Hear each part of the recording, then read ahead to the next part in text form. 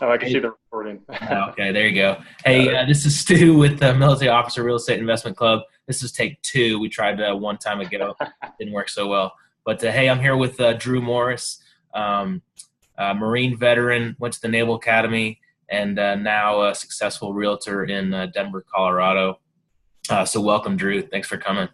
Awesome. Steve, thanks a lot, man. Thanks for having me. Glad to be here and cool to see what you're doing through the Moriac. Yeah, man. So this topic of transitioning from military out to a successful realtor, kind of a question that's on my mind for a while now. It's on the topic of getting out of the military soon for me, and selfishly, I'm kind of looking at what I need to do to transition out successfully from full time military guy to working into the real estate industry. So, two-part question here for my request for information is one, why did you choose the real estate industry from getting out of the military? And two, kind of what action steps did you take as a part of that transition to going from, active duty Marine to now super successful realtor in Denver, Colorado? Awesome. Yeah. Appreciate that. I guess I'll try to answer your question here relatively shortly or quickly. So with real estate, as I kind of mentioned before, when I was coming up on my 7-year mark, I was looking at just different career options. The traditional route, a lot of times leaving your JO tour is to go to business school, which is a great path. It was something for us that we were really totally interested in because of the large debt that you kind of have to go into to make that leap, which, there are a lot of good options there, but wasn't exactly the right one for us. We looked at a bunch of different career paths too, the energy sector. We looked at sales, operations management, different type of roles. And frankly, none of those were very exciting to me. I wasn't feeling enthusiastic about leaving the Marine Corps and going into these roles where you kind of get what seemed like you would be kind of pigeonholed into a role and starting over, which, is a part of it. But, when you have a choice, we just really wanted to explore some different things. So, real estate wasn't even something on my mind. It wasn't on my radar. I hadn't really ever considered it. I have my wife to thank for that. She, through a mutual connection, through a friend who is also a real estate agent, actually helped us buy our house when we moved to Colorado.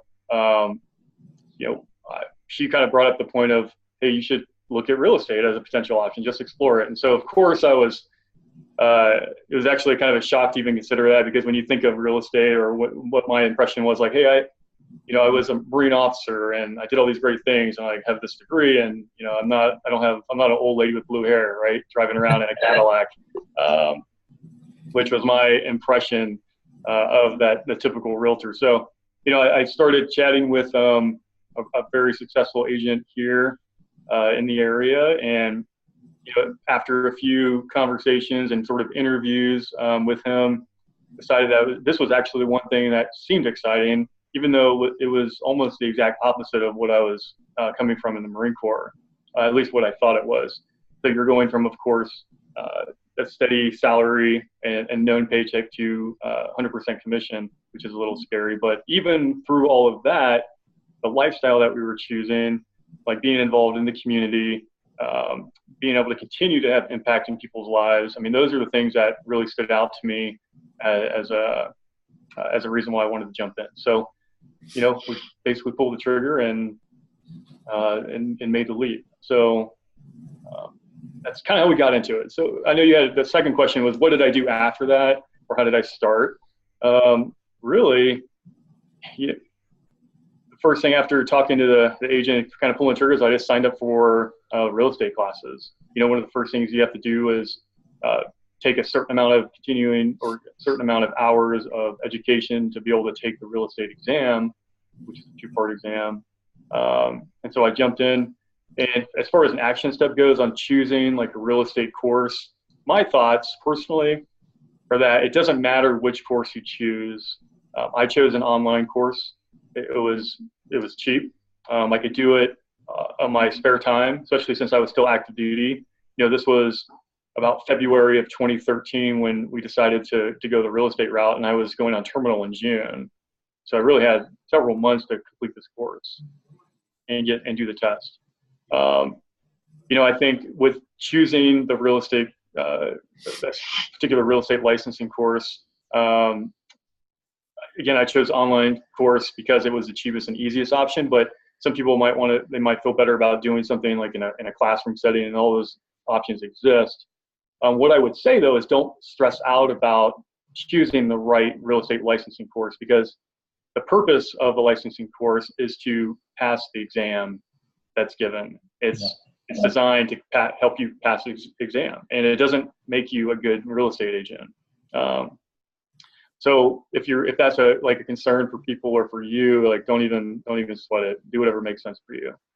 That's actually a good point. Like, for me, that would be good, and other people too. Like, hey, while you're still active duty military, getting a paycheck, W-2 income, and to set yourself up for that transition, go ahead and take those courses ahead of time online, and even maybe take the test, right? You could probably get even certified license before that's right. You can be out of the military. Licensed. That's absolutely right. I was licensed in a brokerage technically before my EAS date, so totally doable. Yeah, I like it.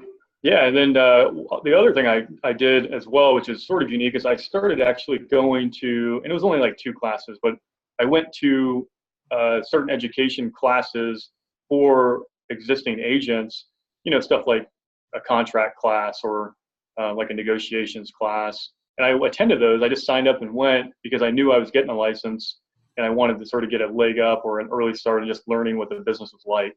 And so I thought that was kind of a cool thing to do. And that's really simple to sign up for those type of things. I mean, really, you just you can talk to an agent that or you can just look up like local realtor education courses and get in there. So I did that. I thought that was super helpful. And then really in June of 2013, passed the licensing exam, signed up with my brokerage, did all the paperwork, and became a licensed agent. And went from there. Okay. So this is probably a long answer question, but maybe we can make it short. But I mean, so how did you choose the brokerage? Like, why the brokerage you chose? Yeah, man, this is a great question because there are so many, we'll say, shiny objects out there about like who to choose and what's most important. For me, it was a pretty easy decision.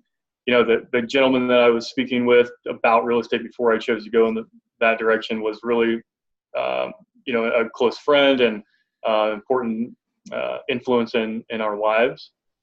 So it was just an easy decision to say, okay, I want to go work with you because I know you, I know how successful you are, and I know how you are as an agent because I used you personally.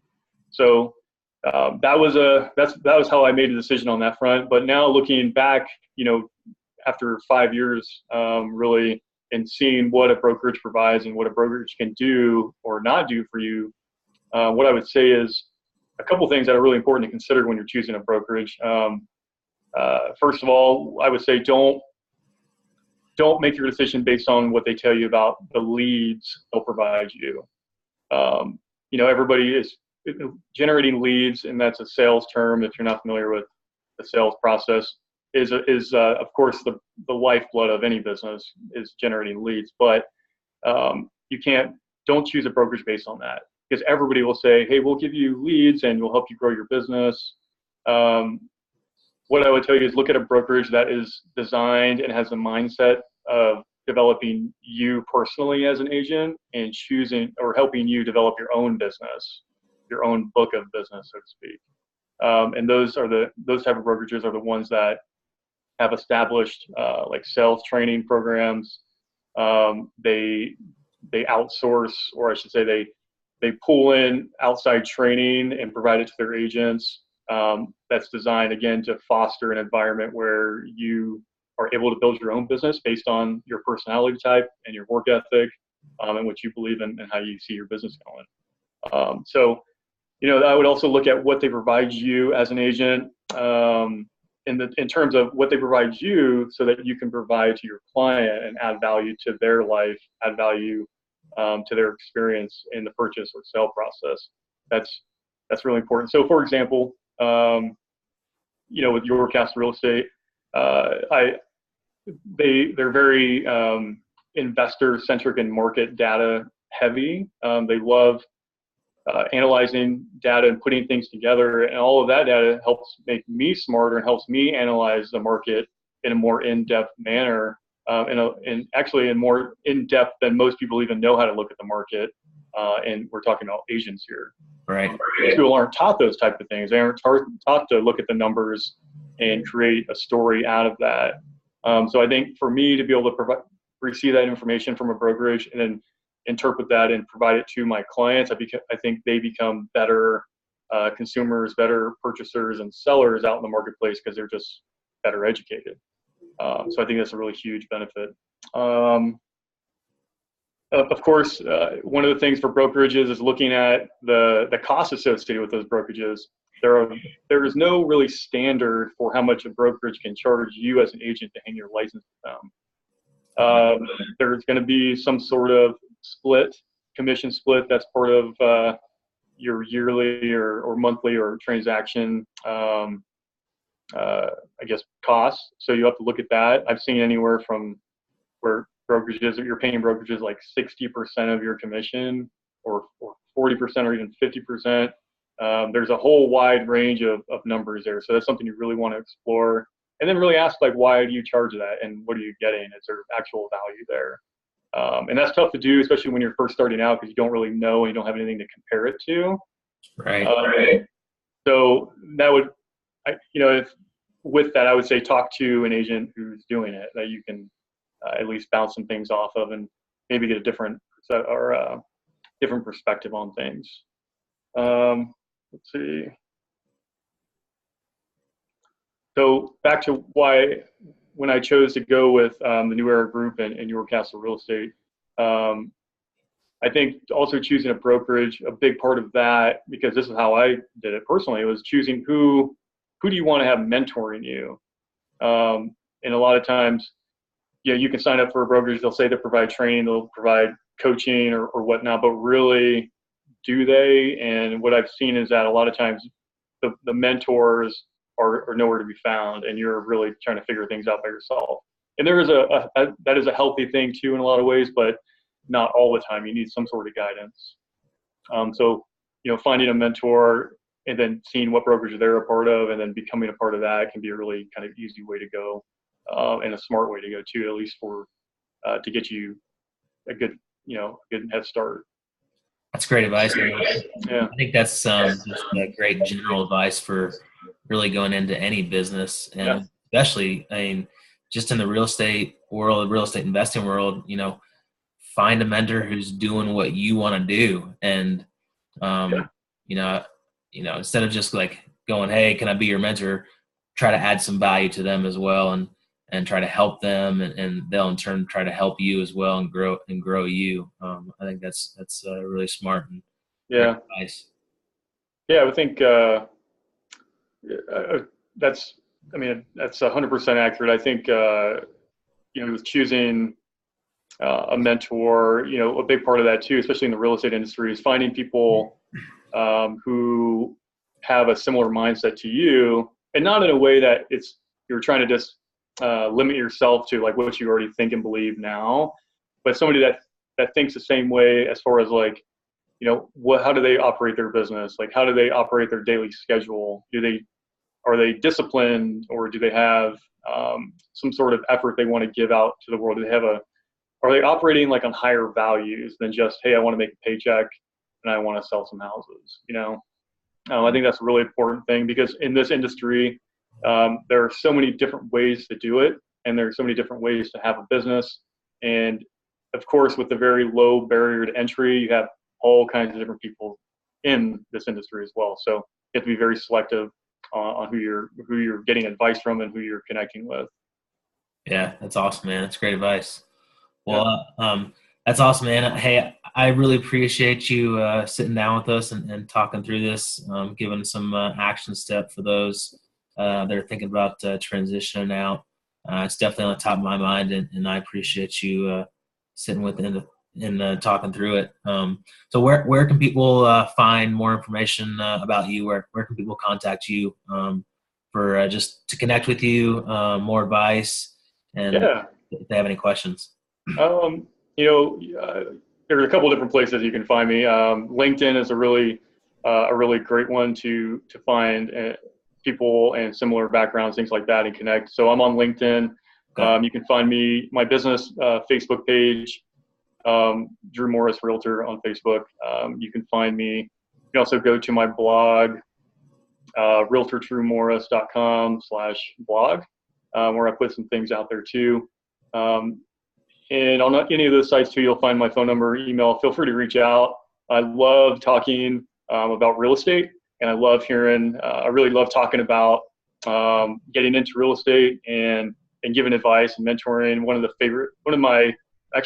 most fulfilling things I do as an agent now, I'm at a point where I can do this, is talking to agents that are a year or two in and really helping provide that guidance. So if if you do have questions or whatnot, or just exploring it, please call me, please email. Love the chat. Awesome, dude. Hey, well, thanks a lot, man. It's great talking to you, and I'm sure we'll be meeting up soon for more coffee and Yeah, talking real estate. sounds great. Thanks, Stu. I really appreciate it, man. All right, bud. See ya. Good night.